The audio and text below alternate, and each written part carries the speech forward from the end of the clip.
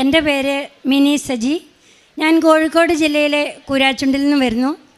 ആദ്യമായി പരിശുദ്ധ അമ്മ പ്രത്യക്ഷപ്പെട്ട ഈ പുണ്യഭൂമിയിൽ വന്ന് പരിശുദ്ധ അമ്മയുടെ മാധ്യസ്ഥതാൽ എനിക്ക് ലഭിച്ച എല്ലാ അനുഗ്രഹങ്ങൾക്കും കൃപകൾക്കും നന്ദി പറയുവാനും അനുഗ്രഹങ്ങൾ എനിക്ക് ലഭിച്ച രോഗസൗഖ്യങ്ങളും സാക്ഷ്യപ്പെടുത്തുവാനും അനുഗ്രഹം ലഭിച്ചതിന് പരിശുദ്ധ അമ്മയോടും ഈശോയോടും ഞാൻ ആദ്യം നന്ദി രേഖപ്പെടുത്തുന്നു. ഞാൻ ചെയ്യുന്ന ജോലി മൊബൈൽ ലാബാണ്. കോഴിക്കോട് മൊബീഷ്യൽ ബസ് സ്റ്റാൻഡിൽ ഓപ്പൺ സ്റ്റേജിലാണ്. അതായത് മേശയും കസേരയൊക്കെ ഇതുപോലെ ഇട്ട് രണ്ട് നേഴ്സുമാർ ഞങ്ങൾ അപ്പുറം ഇപ്പുറം ഇരുന്ന് ഷുഗറും പ്രഷറും കൊളസ്ട്രോളും ഒക്കെ നോക്കുന്ന ജോലിയാണ്. അത് ഹെൽത്ത് ആക്ഷൻ ബൈ പീപ്പിൾ എന്ന ഡോക്ടേഴ്സിൻ്റെ സംഘടനയിൽ കുടുംബശ്രീയുടെ കീഴിലാണ് ഞാൻ വർക്ക് ചെയ്യുന്നത്. എൻ്റെ ജോലി മേഖല ഇതുപോലെ ഒരു പൊതുമിടമായതുകൊണ്ട് തന്നെ ഉടമ്പടിയിലുള്ള എല്ലാ കാര്യങ്ങളും കൃത്യമായി പാലിക്കാനുള്ള സാഹചര്യങ്ങൾ എനിക്ക് അനുവദിച്ച് കിട്ടുകയും ആ സാഹചര്യങ്ങളെ മാക്സിമം ഞാൻ ഉപയോഗപ്പെടുത്തിക്കൊണ്ട് ദൈവകൃപ എന്നിലേക്ക് വരുന്നതിന് ഞാൻ പ്രധാനമായി ശ്രമിക്കുകയും ചെയ്തിട്ടുണ്ട്. ആത്മീയമായും കുടുംബപരമായും മാനസികമായും ശാരീരികമായും ഒക്കെ ഒട്ടേറെ അനുഭവങ്ങൾ എനിക്ക് ലഭിച്ചിട്ടുണ്ട്. ഞാൻ ആദ്യമായി ഇവിടെ വന്ന് ഉടമ്പടി എടുത്തത് സെപ്റ്റംബർ 9, 2024 അന്ന് ഞാൻ ഉടമ്പടിയിൽ വെച്ച കാര്യങ്ങളും അതിനപ്പുറവും മാതാവ് എനിക്ക് സാധിച്ചു തന്നുകൊണ്ടിരിക്കുകയാണ്. ഏറ്റവും പ്രധാനമായിട്ട് ഞാനിവിടെ സാക്ഷ്യപ്പെടുത്തുന്നത് 26 വർഷമായി എൻ്റെ വലത് കാലിന് വെരിക്കോസ് വെയിൻ്റെ അസുഖമുണ്ടായിരുന്നു. ആദ്യമൊക്കെ ചെറിയ ചികിത്സകളൊക്കെ ചെയ്തെങ്കിലും പിന്നീട് ഞാനത് കാര്യമായിട്ടൊന്നും എടുത്തില്ല. പക്ഷേ ജോലി കഴിഞ്ഞ് വീട്ടിലെത്തുമ്പോൾ വിരലുകൾ ആഴ്ത്തിയാൽ കുഴിഞ്ഞു പോകത്തക്ക രീതിയിൽ എൻ്റെ കാലിന് നീര് വരുമായിരുന്നു. നീര് മാത്രമല്ല, ഭയങ്കര കടച്ചിലും വേദനയും. കടച്ചിൽ മൂലം രാത്രി കിടന്നുറങ്ങാൻ പോലും പറ്റാത്ത അവസ്ഥയായിരുന്നു. ഒത്തിരി നാൾ ഞാൻ ഈ വേദന മൂലം അനുഭവിച്ചു. ഉടമ്പടി എടുത്തതിന് ശേഷം രാവിലെയും വൈകുന്നേരവും തിരി കത്തിച്ച് വെച്ച് പ്രാർത്ഥിച്ച് കൃപാസനത്തിൽ നിന്ന് ലഭിച്ച നമ്മുടെ കൃപാസനം തൈലം എൻ്റെ കാലിൽ കുരിശ് വരച്ച് ഞാൻ എന്നും എൻ്റെ ഈ വെരിക്കോസ് വെയിൻ വാറ്റിത്തരണമേ പരിശുദ്ധ അമ്മയെന്ന് പ്രാർത്ഥിക്കുകയും ദിവസങ്ങൾക്കുള്ളിൽ തന്നെ എൻ്റെ കാലിൻ്റെ കടച്ചിലും വേദനയും മാറുകയും ചെയ്തു. ഞാനിപ്പോൾ ഇത് 3ാമത്തെ പുതുക്കലാണ്. ആദ്യത്തെ പുതുക്കലിന് ഞാൻ സാക്ഷ്യം പറയാമെന്ന് വിചാരിച്ചെങ്കിലും കുറച്ചുകൂടി കഴിയട്ടെ എന്ന് വിചാരിച്ച് നോക്കിയിരുന്നു. ഇതുവരെയും എൻ്റെ കാലിന് നീര് വന്നിട്ടില്ല എന്നുള്ള വലിയൊരു സാക്ഷ്യം ഞാനിവിടെ രേഖപ്പെടുത്തുകയാണ്. 26 വർഷമായിട്ട് എൻ്റെ കാലിന് വെരിക്കോസ് വെയിൻ്റെ പ്രശ്നം ഉണ്ടായിട്ടുണ്ടായിരുന്നു. കാരണം മോളെ പ്രഗ്നൻ്റ് ആയിരുന്ന ടൈമിലാണ് കാലിന് വെരിക്കോസ് വെയിൻ വന്നത്. ശേഷം കാല് നല്ല നീരാണ്. വൈകുന്നേരം ആയി കഴിഞ്ഞ് കഴിഞ്ഞാൽ എനിക്ക് കാല് നിലത്ത് തൂക്കിയിടാനൊന്നും പറ്റില്ല. ഞാൻ കുരിശ് വരയ്ക്കുമ്പോൾ പോലും കാല് സ്റ്റൂളിൽ കയറ്റി വെച്ചിട്ടാണ് കുരിശ് വരച്ചുകൊണ്ടിരുന്നത്.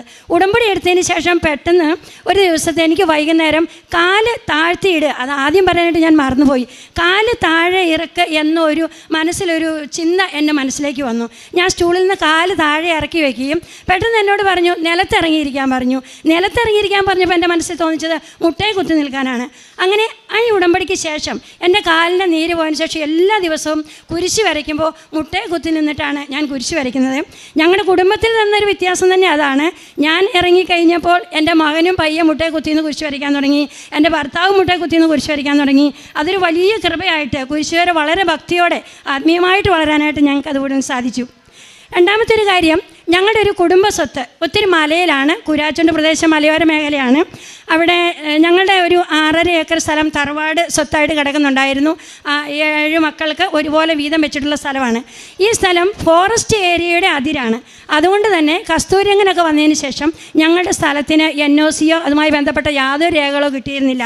ഞങ്ങളുടെ പറമ്പിലെ ആദായങ്ങളെല്ലാം തെങ്ങിലുള്ളതെല്ലാം മണ്ടയിലുള്ളതെല്ലാം കുരങ്ങ് പറിച്ച് കളയും. താഴെ വന്നു കഴിഞ്ഞാൽ അതെല്ലാം മുള്ളൻ പെറുക്കിക്കൊണ്ട് പോകും. അതുപോലെ തന്നെ കവുങ്ങിൽ അടക്കി ഒന്നും ഞങ്ങൾക്ക് കിട്ടുന്നില്ല. അതുകൊണ്ട് തന്നെ ഈ കാർഷിക മേഖല ഈ ആദായം കൊണ്ടൊന്നും ഞങ്ങൾക്ക് ജീവിക്കാൻ പറ്റാതെ വന്ന സാഹചര്യത്തിൽ 15 വർഷത്തോളമായിട്ട് ഞങ്ങളുടെ സഹോദരങ്ങളെല്ലാം ചേർന്ന് മലയിൽ ഈ സ്വത്തൊന്ന് വിറ്റ് കെട്ടണമെന്ന് വളരെയേറെ ആഗ്രഹിച്ചു.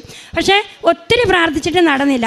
ഒരു ദിവസം എൻ്റെ ഭർത്താവിൻ്റെ പെങ്ങളും മോനും ഭർത്താവും എല്ലാം കൂടി ഇതിനു മുമ്പ് ഇവിടെ വന്ന് ഉടമ്പടി എടുത്ത നിയോഗത്തിൽ വെച്ച കാര്യമായിരുന്നു. അതിനുശേഷം ഞാനും ഉടമ്പടി എടുത്ത ശേഷം ഞാനും എൻ്റെ ഭർത്താവും കൂടി ഇവിടുന്ന് ലഭിച്ച ഉടമ്പടി വസ്തുവായ ഉപ്പ് മലയിൽ കൊണ്ടുപോയി വിശ്വാസ പ്രമാണം ചൊല്ലി പറമ്പിന് ചുറ്റും നടന്ന് ദൈവമേ എത്രയും പെട്ടെന്ന് പരിശുദ്ധ അമ്മയുടെ മാധ്യസ്ഥയാൽ ഞങ്ങൾക്ക് ഈ സ്ഥലം വിറ്റ് കിട്ടണം. കാരണം ഞങ്ങൾക്ക് അതുകൊണ്ട് ജീവിക്കാൻ കഴിയുന്നില്ല. വിറ്റ് കിട്ടിയാൽ മാത്രമേ നിവൃത്തിയുള്ളൂ. കാരണം ദിവസങ്ങൾ കഴിയുന്നവരും ഈ സ്ഥലം വിൽപ്പന നടക്കില്ല. കാരണം ഞങ്ങൾക്ക് മുമ്പേ എത്രയോ നാളുകൾക്ക് മുമ്പേ NOCക്ക് വേണ്ടി അപേക്ഷ കൊടുത്ത ആർക്കും NOC കിട്ടിയിട്ടില്ല. എൻ്റെ ഭർത്താവിൻ്റെ ചേട്ടനും അവൻ്റെ സുഹൃത്ത് ഗൾഫിൽ നിന്ന് വരികയും അദ്ദേഹം സ്ഥലം പോലും കാണാതെ ഞങ്ങൾക്ക് ടോക്കൺ നൽകുകയും ചെയ്തു. തുടർന്ന് അങ്ങോട്ട് പേപ്പർ വർക്കുകളൊക്കെ എങ്ങനെയാണ് നടന്നതെന്ന് അറിയില്ല. ഞങ്ങൾ ഓരോ ദിവസവും മുട്ടയക്കുത്തിൽ നിന്ന് കൈവരിച്ച് പരിശുദ്ധ അമ്മയെ ഞങ്ങളുടെ ഈ സ്ഥലക്കച്ചവടം എത്രയും പെട്ടെന്ന് നടത്തി തരണം.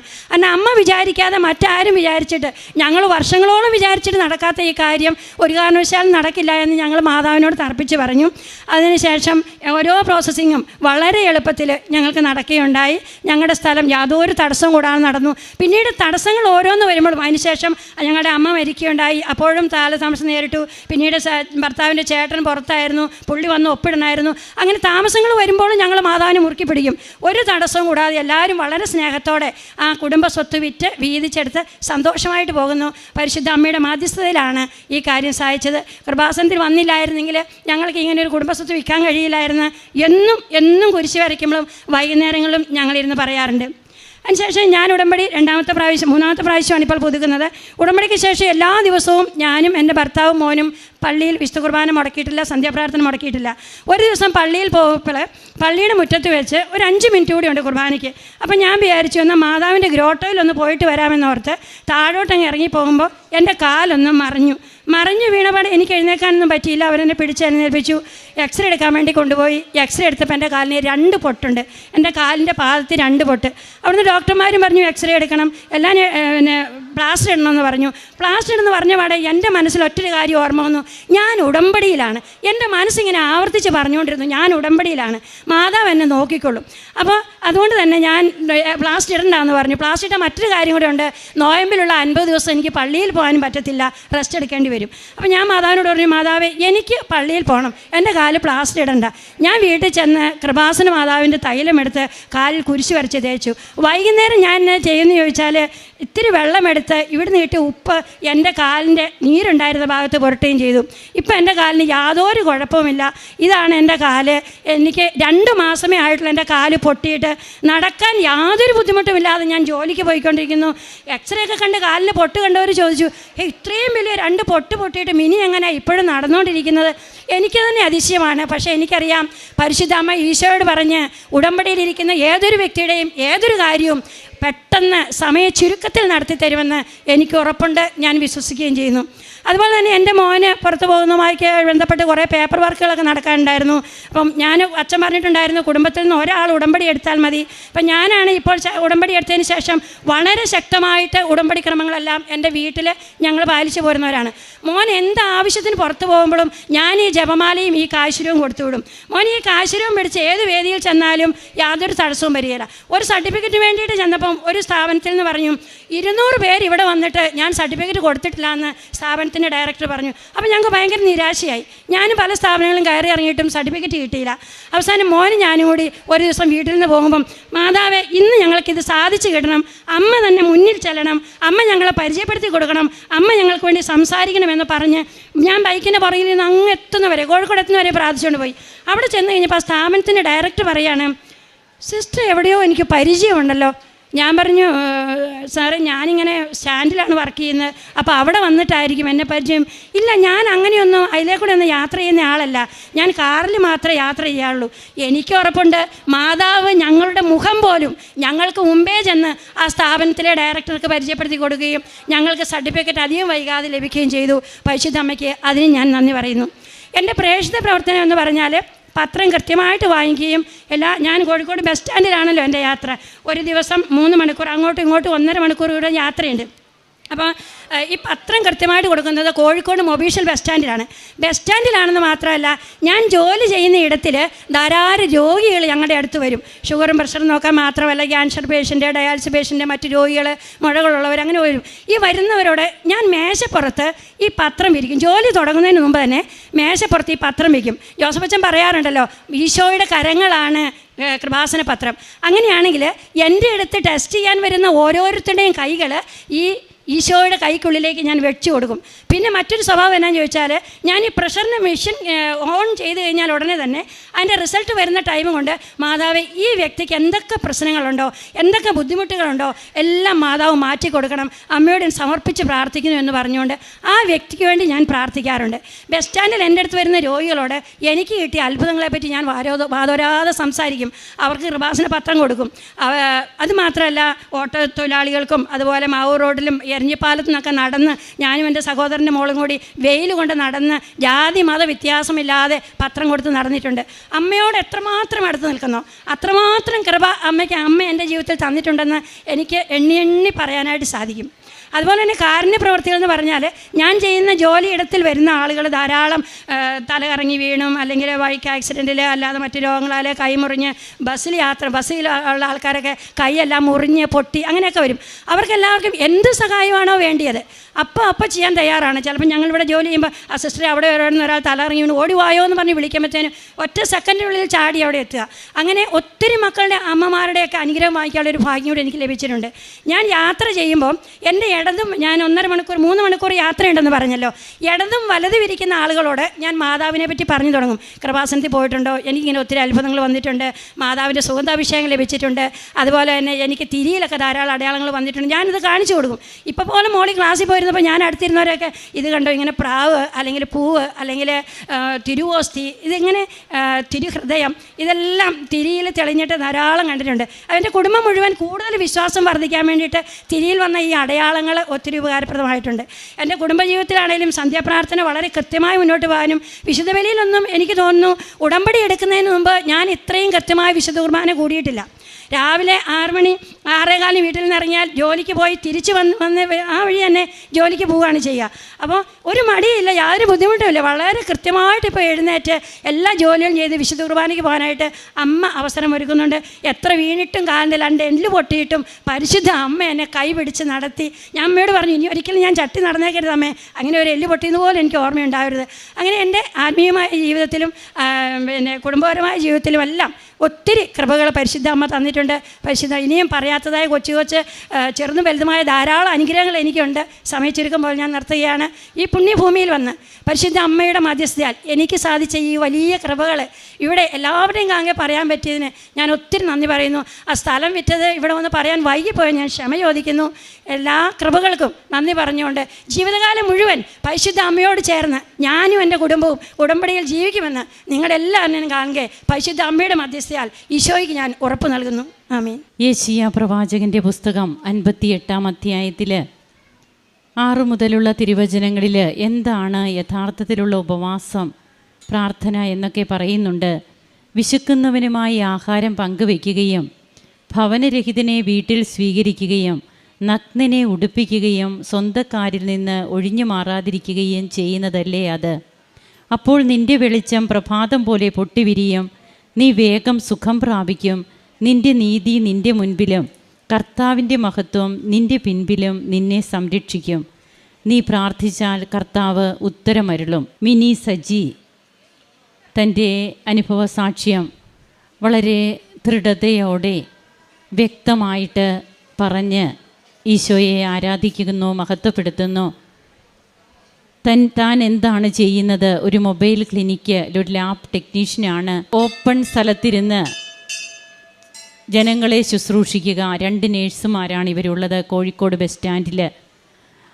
താൻ ചെയ്യുന്ന കാര്യങ്ങൾ എന്തായിരുന്നു എന്നും, എന്നാൽ ഇന്ന് അതെങ്ങനെയാണ് ഒരു സുവിശേഷ വേലയായിട്ട് തനിക്ക് മാറിയത് ഉടമ്പടി എടുത്തതിന് ശേഷം. തൻ്റെ ശുശ്രൂഷകൾ തുടങ്ങുന്നതിന് മുൻപ് തന്നെ അത് എല്ലാറ്റിലും കർത്താവിൻ്റെ ആശീർവാദം സ്വീകരിക്കുന്നു. അവർക്ക് വേണ്ടി പ്രാർത്ഥിച്ചിട്ട് താൻ തുടങ്ങുന്നു. ഈ ടെസ്റ്റുകളൊക്കെ എന്തെങ്കിലുമൊക്കെ ഉണ്ടെങ്കിൽ ഇവർക്കിതെല്ലാം എത്രയും പെട്ടെന്ന് അവർക്ക് സൗഖ്യ അനുഭവം കിട്ടണം. താൻ ചെയ്യുന്ന കാരുണ്യ പ്രവർത്തനങ്ങളുടെ ഒരു ഭാഗമായിട്ട് വീണ്ടും ആ വ്യക്തികൾ, അതായത് തന്നെ ഏൽപ്പിച്ചവർ മാത്രമല്ല, അല്ലെങ്കിൽ തനിക്ക് ചെയ്യേണ്ട പണി മാത്രമല്ല, ഒരു എക്സ്ട്രാ എഫേർട്ട് കൂടി എടുക്കുന്നു.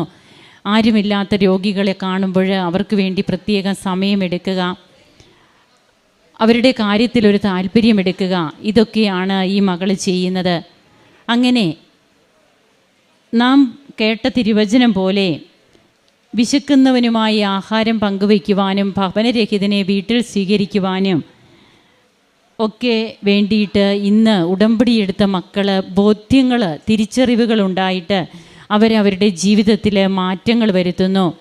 ഞാൻ മുട്ടുകുത്തി പ്രാർത്ഥിക്കാൻ തുടങ്ങിയപ്പോൾ എൻ്റെ വീട്ടിൽ എൻ്റെ മകൻ മുട്ടുകുത്തി പ്രാർത്ഥിക്കാൻ തുടങ്ങി, എൻ്റെ ഹസ്ബൻഡ് മുട്ടുകുത്തി പ്രാർത്ഥിക്കാൻ തുടങ്ങി. ഇപ്പോൾ കുടുംബ പ്രാർത്ഥന, നമ്മുടെ കുടുംബത്തിൻ്റെ അൾത്താരയിൽ നടക്കുന്ന ആരാധനയാണ് കുടുംബ പ്രാർത്ഥന. അതിന്ന് ഏറ്റവും സജീവമാണ് എന്നാണ് ഈ മകൾ പറയുക. അതുപോലെ തൻ്റെ 26 വർഷമായ വേരിക്കോസിൻ്റെ പ്രോബ്ലം, അതുമൂലം താൻ അനുഭവിച്ചിരുന്ന ബുദ്ധിമുട്ടുകൾ, എന്നാൽ തൻ്റെ ഉള്ളിൽ ഒരു സ്വരം പറയുന്നു, നീ കാലിൽ നീരായിരുന്നു ഈ മകൾക്ക് പൂർണ്ണമായും ഉണ്ടായിരുന്നത്. അപ്പോൾ ഈ മകളോട് നിലത്തിരിക്കാൻ പറയുന്നു. അങ്ങനെ മുട്ടുകുത്തി പ്രാർത്ഥിക്കാൻ തുടങ്ങിയ അന്ന് മുതൽ പിന്നീട് തനിക്ക് നീരെന്ന് പറയുന്നത് തൻ്റെ വേരിക്കോസുമായിട്ട് ബന്ധപ്പെട്ട് തൻ്റെ കാലിനില്ല, പരിപൂർണമായിട്ടുള്ള സൗഖ്യമാണ് ലഭിച്ചതെന്നാണ് പറയുക. അപ്പോൾ ഇവിടെ ഈ സൗഖ്യമൊക്കെ ലഭിക്കുന്നത് ഇത് എന്തെങ്കിലും അത്ഭുതങ്ങളോ അടയാളങ്ങളോ മാത്രമായിട്ട് കാണരുത്. വ്യക്തി ജീവിതത്തിൽ വന്ന മാറ്റങ്ങൾ, അതാണ് ഉടമ്പടി തൈലം തേച്ച് പ്രാർത്ഥിക്കുമ്പോൾ അവിടെ കൃപയായിട്ട് മാറുക. അതുകൊണ്ട് തന്നെ തൻ്റെ ജീവിതത്തിൽ താൻ മറ്റുള്ളവർക്ക് വേണ്ടി പ്രാർത്ഥിക്കുമ്പോഴും അത് ഏറ്റവും വലിയ സൗഖ്യ അനുഭവമായിട്ട് ദൈവം മാറ്റുകയാണ്. പിന്നീട് തനിക്ക് എല്ല് പൊട്ടലുണ്ടാകുന്നു. അവിടെയും ഈ മകള് അതിന് പ്ലാസ്റ്റർ ഇടണമെന്ന് പറഞ്ഞു. താൻ ഒന്നും ചെയ്തില്ല. ഉടമ്പടി തൈലം പൂച്ചി പ്രാർത്ഥിച്ചു. ഉടമ്പടി നേർച്ച വസ്തുവായ ഉപ്പ് ഉപയോഗിച്ചു. പിന്നീട് എക്സ്റേ എടുക്കുമ്പോൾ അവിടെ ആ പൊട്ടൽ അത് കൂടി വരുന്നു എന്ന് ഡോക്ടർ പറഞ്ഞു. അല്ലേ, അങ്ങനെയല്ലേ? അങ്ങനെയാണ്. ഞാൻ 1 മാസത്തിന് ശേഷം എക്സ്റേ എടുത്ത് നോക്കിയപ്പോൾ നല്ലതുപോലെ ആ മുറിവ് കൂടിയിട്ടുണ്ടെന്നാണ് ഡോക്ടർ പറഞ്ഞത്. അങ്ങനെ ഇതൊക്കെ ഈ മക്കൾക്ക് കിട്ടുന്നത് അവർ ചെയ്യുന്ന അവരുടെ ഉടമ്പടി ജീവിതത്തിൻ്റെ ആ മഹനീയതയാണ്, വിശ്വസ്തതയാണ്. അതുകൊണ്ട് തന്നെ 15 വർഷമായിട്ട് നടക്കാതിരുന്ന കുടുംബത്തിൻ്റെ ഓഹരി അത് വിറ്റ് കിട്ടുവാനായിട്ട് അതിനെന്തൊക്കെയായിരുന്നു തടസ്സങ്ങൾ എന്നൊക്കെ ഈ മകളിവിടെ പങ്കുവെച്ചു. തങ്ങൾക്ക് ആദായം ഒന്നും എടുക്കാൻ പറ്റുന്നില്ല. പിന്നീട് എന്ത് സ്പീഡിലാണ് കാര്യങ്ങൾ നടക്കുക. ഉടമ്പടി ഉപ്പിട്ട് അതിന് ആ സ്ഥലത്ത് കർത്താവിൻ്റെ ഉടമസ്ഥതയ്ക്ക് ആ സ്ഥലത്തെ ഏൽപ്പിച്ചു കൊടുക്കുന്നു. പിന്നീട് അമ്മ കാര്യങ്ങളെല്ലാം ഈശോയോട് പറഞ്ഞ് തങ്ങൾക്കത് ഏറ്റവും നന്നായിട്ട് ചെയ്തു തന്നു. സഹോദരങ്ങൾ ഒരുമിച്ചത് പങ്കിട്ട് ഏറ്റവും നല്ല രീതിയിൽ തങ്ങൾക്ക് കുടുംബ ഷെയർ എല്ലാം നടത്തുവാനായിട്ട് ഉടമ്പടിയിലൂടെ മാത്രം സാധിച്ചു. എല്ലാ ദിവസവും കുടുംബ പ്രാർത്ഥനയിൽ ഞങ്ങളത് ഓർത്ത് നന്ദി പറയാറുണ്ട്. അപ്പോൾ ഇവിടെയൊക്കെ സമയ ചുരുക്കം, അതുപോലെ it is not by merit but by grace, ഇതൊക്കെയാണ് നമുക്ക് കാണുവാൻ കഴിയുക. അതുകൊണ്ട് തന്നെയാണ് കർത്താവ് വിളിക്കുന്ന ഒരു പുതിയ പേരിൽ നീ അറിയപ്പെടും. കർത്താവിൻ്റെ കയ്യിൽ നീ മനോഹരമായ ഒരു കിരീടമായിരിക്കും. നിൻ്റെ ദൈവത്തിൻ്റെ കരങ്ങളിൽ ഒരു രാജകീയ മകുടവും. ഏശയ്യ 62:2 തിരുവചനമാണ് നാം കേട്ടത്. അപ്പോഴിങ്ങനെ ഇന്ന് ഉടമ്പടിയെടുത്ത മക്കൾ മാറിക്കൊണ്ടിരിക്കുന്നു. അവരിലൂടെ കുടുംബം മാറുന്നു, സമൂഹം മാറുന്നു, ഇടവക മാറുന്നു, രാജ്യത്തിലേക്ക് അത് വ്യാപിക്കുന്നു. അങ്ങനെ ദൈവരാജ്യത്തെ ലക്ഷ്യം വെച്ചുകൊണ്ടുള്ള ജീവിതം. ഞാൻ നിങ്ങൾക്ക് വാക്ക് തരുന്നു, ഞാൻ ഈ ഉടമ്പടിയിൽ നിന്ന് മാറില്ല. ഇതൊക്കെ ഈ മകൾ ഇവിടെ പങ്കുവെക്കുമ്പോൾ തീർച്ചയായും ജീവിതത്തിൽ കിട്ടിയ ബോധ്യങ്ങൾ, കാരുണ്യ പ്രവർത്തനങ്ങൾ, പ്രേക്ഷിത പ്രവർത്തനം, തൻ്റെ ആത്മീയ ജീവിതത്തിൻ്റെ സമ്പത്ത്, ഇതൊക്കെയാണ് ഇന്നിവിടെ നാം കേട്ടത്. ഇതെല്ലാം കൃപാസനം എന്ന ബെത്സൈദ കുളത്തിലൂടെ ഇന്ന് നടന്നുകൊണ്ടിരിക്കുകയാണ്. നമുക്ക് കരങ്ങളടിച്ച് ഈശോയ്ക്കും അമ്മയ്ക്കും നന്ദി പറയാം. യേശുവേ നന്ദി, യേശുവേ സ്തുതി, യേശുവേ ആരാധന.